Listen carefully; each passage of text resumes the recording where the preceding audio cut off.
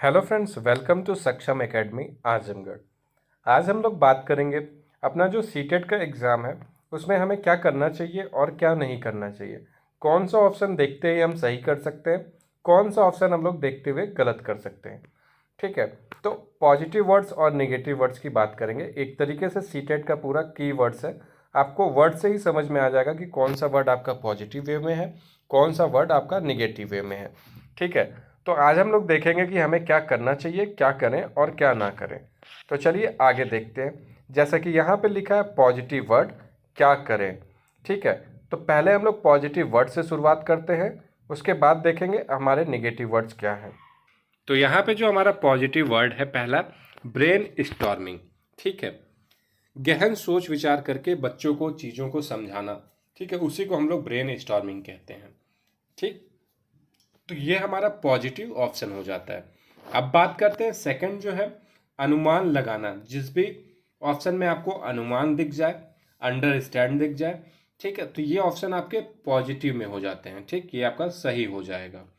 ठीक है, बच्चे को अनुमान लगाना चाहिए, उसको समझना चाहिए। बच्चा जो होता है करके सीखे। ठीक है, करके सीखने पे ज़्यादा जोर देना है। लर्निंग बाय डूइंग, ये सारे जो ऑप्शन है, अगर ये आपको ऑप्शन में दिख रहे हैं, मतलब ये सारे जो वर्ड्स हैं ये आपको ऑप्शन में दिख रहे हैं, तो ये पॉजिटिव ऑप्शन है, पॉजिटिव वर्ड्स है जो हमेशा सही होगा। ठीक, अब बात करते हैं इनकरेज करना। इनकरेज करने का मतलब क्या हो गया? प्रोत्साहित करना। बच्चों को प्रोत्साहित करना चाहिए। ठीक है, कि ये चीज़ तुम कर सकते हो, हाँ बहुत अच्छा कर रहे हो, इस तरीके से आप बच्चों को प्रोत्साहित कर सकते हैं। तो ये सारे आपके पॉजिटिव वर्ड्स हैं। व्यक्तित्व भिन्नता, व्यक्तित्व भिन्नता को क्या करते हैं हम लोग? संसाधन के रूप में देखना चाहिए। ठीक है, जिस भी ऑप्शन में ये आ जाए, संसाधन के रूप में देखना व्यक्तिगत भिन्नता को, ये ऑप्शन आपका सही हो जाएगा। सभी के कल्चर को अपनाना, उनको बढ़ावा देना।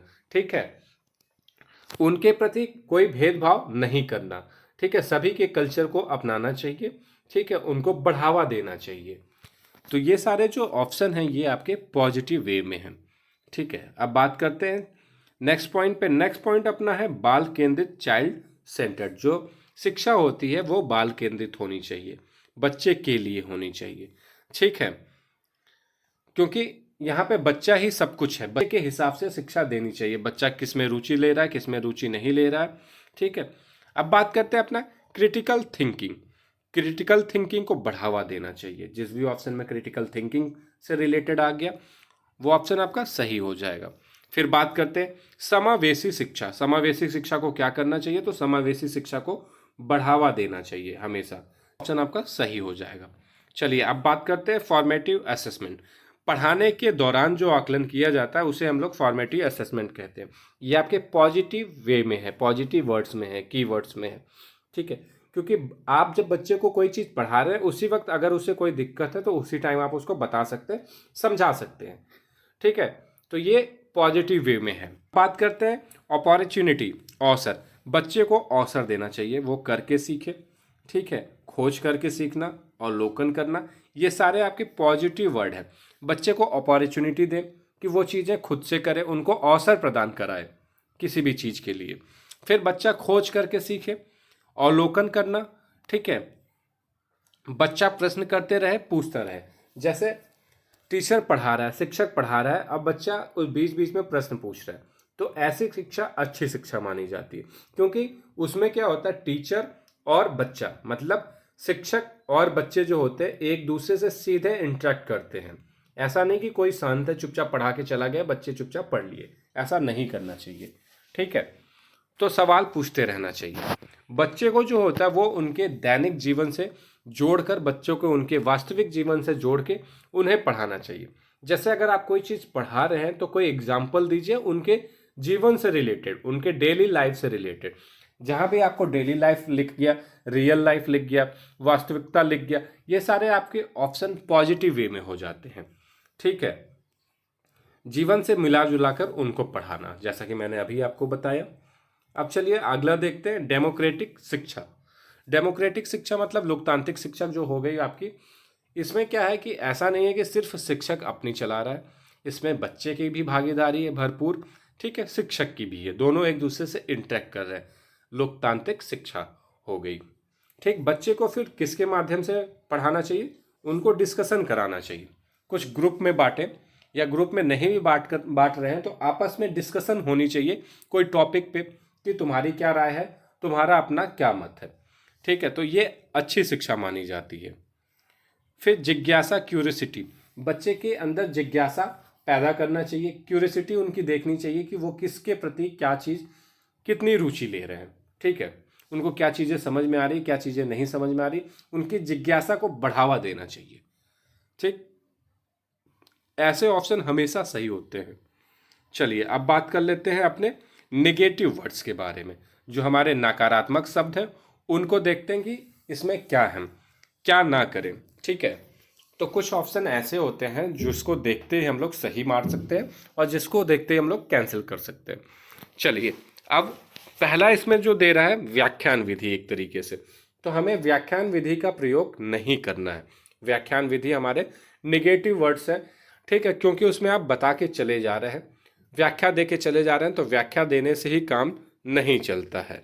ठीक है, लेक्चर मेथड, पृथक्करण मतलब कि सेरिग्रेशन मतलब कि बांटना। ठीक है, तो चीज़ों को आपको बांटना नहीं है, सबको एक नज़र से देखना है। ठीक है, किसी को भी किसी चीज़ की तरीके से भेदभाव नहीं करना, उनको अलग नहीं करना है, अलग थलग नहीं करना है। ये सारे हमारे निगेटिव वर्ड्स हैं।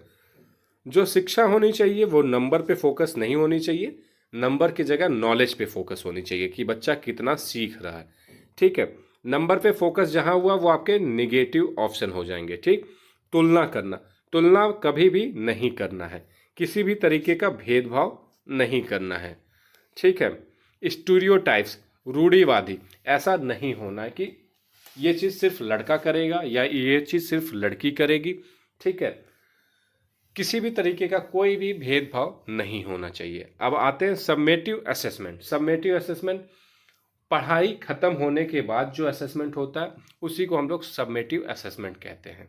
ठीक है, ये निगेटिव इसलिए होता है कि आप पढ़ाई खत्म हो गई, अब आपको पता लगेगा बच्चा किस चीज़ में कमज़ोर है, तो अब आप कर भी क्या सकते हैं। एनुअल एग्जाम में आपको रिजल्ट आने के बाद पता लगेगा बच्चे का ये चीज़ वीक है। अगर पढ़ाने के टाइम आप बच्चे का आकलन करते पढ़ाने के समय तो चीज़ों को आप सही कर सकते थे, लेकिन पढ़ाई खत्म होने के बाद कोई मतलब ही नहीं बनता है। ठीक है, तो ये जो होता है ये निगेटिव में आएगा, ये पॉजिटिव में नहीं आएगा। नेक्स्ट पॉइंट आते हैं। नेक्स्ट पॉइंट अपना शिक्षक का निर्देश देना। शिक्षक कभी भी बच्चे को निर्देश नहीं दे सकता। ठीक है, बच्चे के किसी भी चीज़ को इग्नोर या उनको दूर नहीं कर सकता। ठीक, ये सारे निगेटिव वर्ड्स हैं, जैसे कि भगाना, डांटना, मारना, बच्चे की बुराई करना, ये सारे निगेटिव ऑप्शन है। कभी भी बच्चे को भगाना नहीं है, उनको डांटना नहीं है, मारना, उनके ऊपर हाथ तो कतई नहीं उठाना, बच्चे की बुराई नहीं करनी है। ठीक है, ये सारे निगेटिव वर्ड्स हैं। शिक्षक का बच्चों को कंट्रोल करना, जहाँ पे भी ए ऑप्शन आ जाएगा वो गलत हो जाएगा। कभी भी शिक्षक को बच्चे के ऊपर रौब नहीं जताना है, उन्हें कंट्रोल नहीं करना है। ठीक है, ये सारे आपके निगेटिव वर्ड हैं। किताबी ज्ञान में उलझा कर रखना, बच्चे को सिर्फ किताबी ज्ञान नहीं देना है, उनको उनके जीवन से जोड़ के पढ़ाइए, रिलेट करके पढ़ाइए। ठीक है, सिर्फ किताबी ज्ञान ही देना सब कुछ नहीं होता। तो ये निगेटिव पॉइंट्स है। चलिए अब बात कर लेते हैं एल्गोरिदम। ठीक है, कलन विधि, ये बहुत देता है, ये आपके निगेटिव वर्ड्स हैं। कलन विधि का मतलब हो गया एक ही तरीके, मतलब एक ही नियम से बार बार बच्चों को पढ़ाना या बताना। अगर आप एक ही नियम से या एक ही तरीके से बच्चे को बार बार पढ़ा रहे हैं तो वो चीज़ों को रटने पे जोर दे देंगे। ठीक है, तो रटंत प्रणाली से बच्चे को मुक्त करना है, ना कि उस पर जोर देना है। तो ये ऑप्शन आपका निगेटिव हो जाएगा। फिर आता है आपका लर्निंग फॉर एग्ज़ाम। एग्ज़ाम के लिए तैयार करना, सिर्फ एग्ज़ाम के लिए बच्चों को नहीं पढ़ाना है, एग्ज़ाम पास करने के लिए नहीं पढ़ाना है, बच्चे को हमेशा नॉलेज के लिए पढ़ाना है। ठीक है, उनकी जिज्ञासा को देखते हुए एग्ज़ाम के लिए कभी भी उनको तैयार नहीं करना कि सिर्फ वो पास हो जाएं किसी तरीके से, नहीं, ये आपके निगेटिव वर्ड हैं, तो ये आपका कैंसिल हो जाएगा। चलिए आगे देखते हैं। जिस भी ऑप्शन में केवल सिर्फ ये सारे वर्ड आ जाएं, ठीक है, पेपर पेंसिल टेस्ट, रिजिड, ये सारे ऑप्शन आ जाए, वो ऑप्शन आपका सीधा सीधा कैंसिल हो जाएगा, क्योंकि ये निगेटिव वर्ड्स हैं। जिस भी ऑप्शन में सिर्फ बच्चे पे जोर दिया जाए, शिक्षक पे जोर दिया जाए, रटन पे जोर दिया जाए, जहाँ भी ओनली लग गया वो आपका गलत हो जाएगा। ठीक है, ओनली स्टैंडर्डाइज टेस्ट, अगर आप किसी मानक टेस्ट से बच्चे को सिर्फ आकलन कर रहे हैं ये भी गलत है। पेपर पेंसिल टेस्ट ले रहे हैं, ये भी गलत है। ठीक है। रिजिड मतलब कठोर होता है, याद करना, रट्टा मारना। ठीक है, ये सारे निगेटिव वर्ड्स होते हैं। ठीक। अब आता है मोस्ट इंपॉर्टेंट पॉइंट, टीचर और स्टूडेंट का जो है भागीदारी होती है वो किस प्रकार की होनी चाहिए। तो वो सक्रिय होनी चाहिए, एक दूसरे से इंटरेक्ट करते हों। ठीक है, ऐसा नहीं कि सिर्फ शिक्षक पढ़ा के चला जा रहा, बच्चे को चीज़ें समझ में आ रही है या नहीं आ रही वो शिक्षक से कोई मतलब नहीं है। तो ऐसा नहीं होना चाहिए। टीचर और स्टूडेंट हमेशा सक्रिय भागीदारी होनी चाहिए। तो यहाँ पे लिखा हुआ सक्रिय भागीदारी ना होना, तो ये आपका नेगेटिव ऑप्शन हो जाएगा। ठीक है, अगर नहीं पूछा है तब तो ये सही हो जाएगा, अगर सही पूछा तो ये गलत हो जाएगा। ठीक है, बच्चे को कभी भी अनुशासन में नहीं रखना चाहिए कि सिर्फ अनुशासन पे ही ध्यान देना चाहिए। अनुशासन पे ध्यान दीजिए, लेकिन सिर्फ अनुशासन पे ध्यान देना गलत हो जाएगा। बच्चे को हद से ज़्यादा डिसिप्लिन में भी नहीं रखना चाहिए। तो ये आपके निगेटिव वर्ड्स हैं। फिर आता है दंड, सजा, भय, पनिशमेंट। अगर ये सारी चीज़ें आप बच्चे के अंदर पैदा कर रहे हैं तो बच्चा इनकी वजह से पढ़ेगा, सेल्फ मोटिवेटेड नहीं होगा। तो ये सारी चीज़ें आपको नहीं करनी है कि बच्चा किसी भी तरीके से आपसे डरे या आपके डर की वजह से या आपकी पनिशमेंट की वजह से, बचने की वजह से पढ़े। नहीं, सेल्फ मोटिवेटेड होना चाहिए। चलिए अब बात करते हैं पुरस्कार देना। आप कहेंगे कि पुरस्कार देना तो अच्छी बात है। हाँ, पुरस्कार देना अच्छी बात है, लेकिन हर बात पे आप पुरस्कार दे दें ये गलत बात है। ठीक है, एनुअल एग्जाम हो गया या कोई प्रतियोगिता हो गई, उसमें बच्चा अच्छा परफॉर्मेंस दे रहा है तो आप उसको पुरस्कार दीजिए। लेकिन आप हर 1 घंटे में बच्चे को पुरस्कार दे रहे हैं, हर आप कक्षा में उसको पुरस्कार दे रहे हैं, तो चीज़ें गलत है। तो ऐसा नहीं करना है। तो जिस ऑप्शन में पुरस्कार देना हो गया वो ऑप्शन आपका गलत हो जाएगा।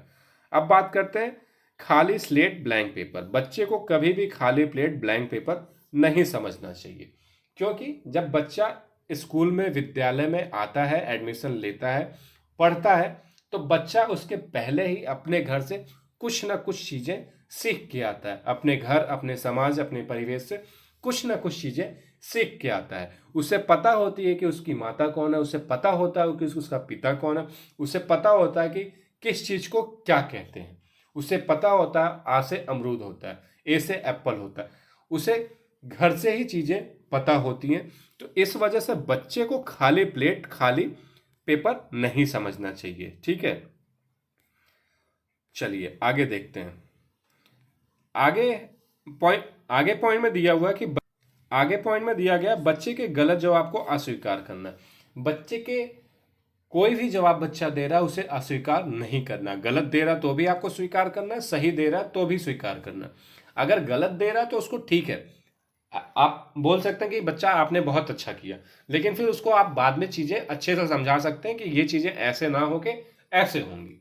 लेकिन उसको तुरंत अस्वीकार कर देना गलत हो जाएगा। तो ये आपके निगेटिव ऑप्शन है। ठीक है, ये जहाँ पे आ जाएंगे वो ऑप्शन आपका गलत हो जाएगा। अब जैसा कि नेक्स्ट पॉइंट दिया गया है कि रट्टा मारना। ठीक है, रटना, याद करना, गैर उदाहरण सम्मिलित करना। रटना तो बिल्कुल भी नहीं है, प्रणाली को मुक्त करना है। अपना न्यू एजुकेशन पॉलिसी भी यही कहता है।